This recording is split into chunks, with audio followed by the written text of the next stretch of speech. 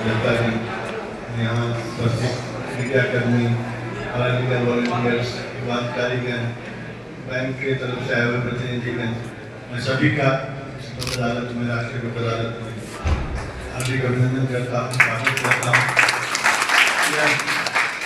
इस वर्ष का राष्ट्रीय लोक अदालत है और आप सभी जानते हैं कि राष्ट्रीय लोक अदालत एक ऐसा माध्यम बन गया है जिससे हम न्याय को एक त्वरित और सुलभ तरीके से पा सकते हैं।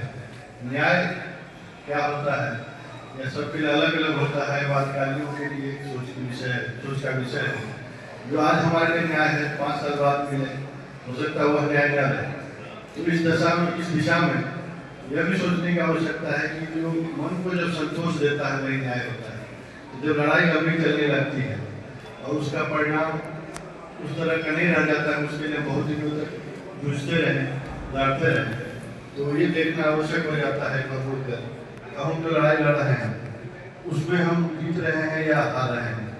समय के साथ अगर समझौता कर लेने में लगता है कि नहीं, समझौता कर लेने में फायदा है और लड़ाई लंबी चल गई, जो फल मिलेगा उसकी अपेक्षा मेहनत बहुत ज़्यादा हो रही है और समय के साथ मन में जो भाव रहता है वो भी बदल जाता है।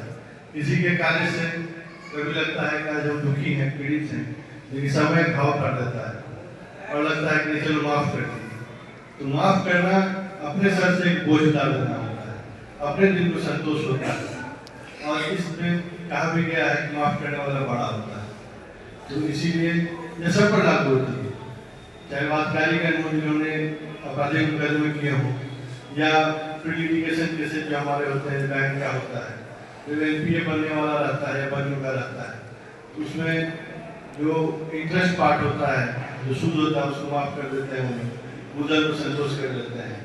तो माफ़ कर देना ही हुआ बैंक की तरफ से, लेकिन संतोष हो जाता है कुछ आ गया है उसमें। इस तरह वादकारीगण को भी कुछ आ जाता है, जरूर समझौता करके सर ऊंचा करके जाते हैं कि हमने माफ़ कर दिया।